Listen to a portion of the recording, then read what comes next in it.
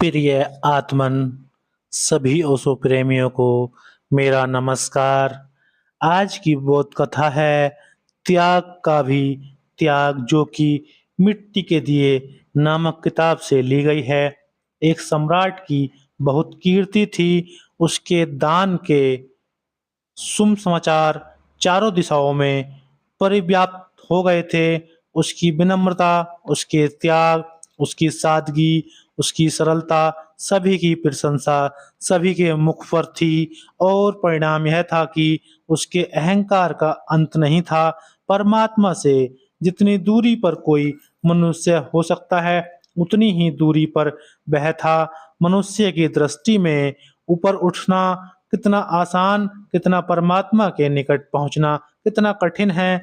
और जो मनुष्य की दृष्टि में ऊपर उठने की आकांक्षी होता है, वह तो अनिवार्यता परमात्मा की दृष्टि में नीचे गिर जाता है, क्योंकि जो उसके बाहर दिखता है ठीक उसके विपरीत ही वह अंततः में होता है।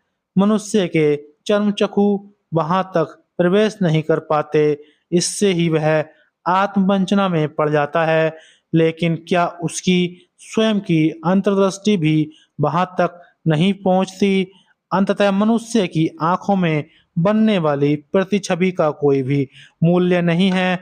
मूल्य तो है उसी छवि प्रति का जो स्वयं की अंतर्दृष्टि के समक्ष अनावरित होती है। व्यक्ति की वही मूर्ति और भी नग्नतर रूपों में परमात्मा के दर्पण में भी प्रतिबिंब होती है। अत्यंतिक रूप से व्यक्ति जो स्वयं के समक्ष है, वही वह परमात्मा के समक्ष भी है। उस सम्राट का यश बढ़ता गया और आत्मा डूबती गई, कीर्ति फैल गई और आत्मा सिकुड़ती गई।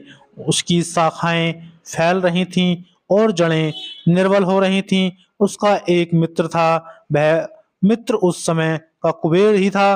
दूर दूर से जैसे नदी नाले सागर में आ मिलते हैं, वैसे ही धन की सरिताएं उसकी तिजोरियों में आ गिरती थीं।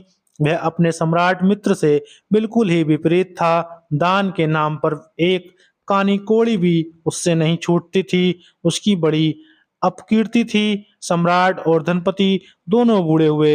एक अभिमान से भर गया था, दूसरा आत्मग्लानि से अभिमान सुख दे रहा था। आत्मग्लानि प्राणों को छेद डालती थी।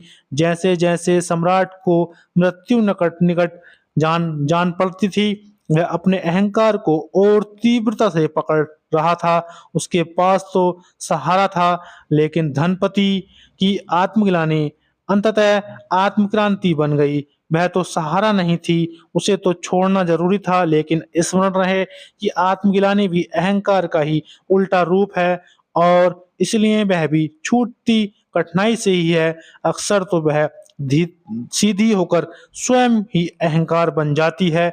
इसी कारण भोगी योगी हो जाते हैं और लोभी दानी क्रूर करुणावान, लेकिन बुनियादी रूप से उनकी आत्माओं में कोई क्रांति भी नहीं होती।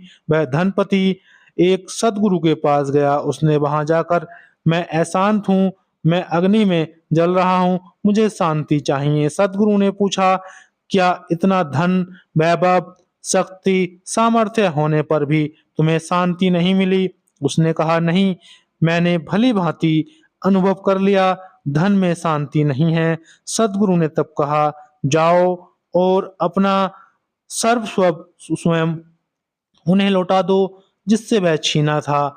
फिर मेरे पास आओ, दीन और दरिद्र होकर आओ।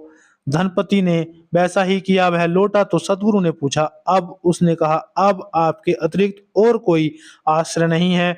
लेकिन बड़ा अद्भुत था वह। सदगुरु कहे कि पागल ही था। उसने धक्के देकर उस दरिद्र धनपति को झोंपड़े के बाहर निकाल दिया और द्वार बंद कर लिए। अंधेरी रात्रि थी और बियाबान जंगल था। उस जंगल में उस झोंपड़े के अतिरिक्त कोई आश्रय भी नहीं था। धनपति ने सोचा था, वह बहुत बड़ा कार्य करके लौट रहा है, लेकिन यह कैसा स्वागत, यह कैसा व्यवहार।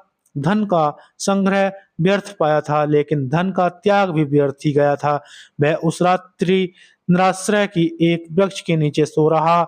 उस अब कोई न सहारा था, न साथी, न घर, न उसके पास संपदा थी, न शक्ति थी, न संग्रह था, न त्याग था। और सुबह जागकर उसने पाया कि वह एक अनिर्वचनीय शांति में डूबा हुआ है।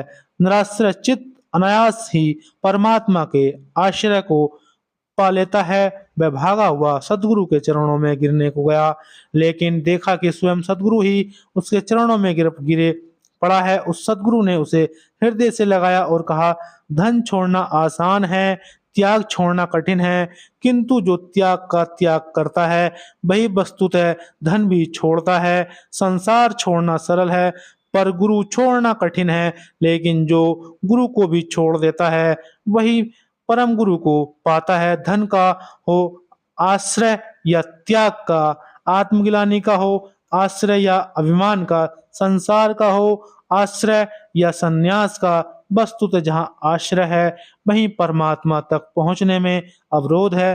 अनाश्रय टूटते ही परम आश्रय उपलब्ध होता है। मैं धन में आश्रय खोजूं या धर्म में, जब तक मैं आश्रय खोजता हूँ तब तक मैं अहंकार की रक्षा ही खोजता हूँ। आश्रय मात्र छोड़ते ही निराश्रय और असुरक्षित होते ही हैं। चित्त स्वयं की मूल सत्ता में निमज्जित हो जाता है। यही है शांति, यही है मोक्ष, यही है निर्वाण। क्या तुम्हें कुछ और भी पाना है? वह व्यक्ति जो न अब धनपति था न दरिद्र था, बोला, नहीं, पाने के ख्याल में ही भूल थी, उसके कारण ही खोजा था। जो पाना है वह पाया ही हुआ है। पाने की दौड़ में यही नित्य प्राप्त खोज गया था। शांति भी अब मुझे नहीं चाहिए, परमात्मा भी नहीं, मैं ही अब नहीं हूँ।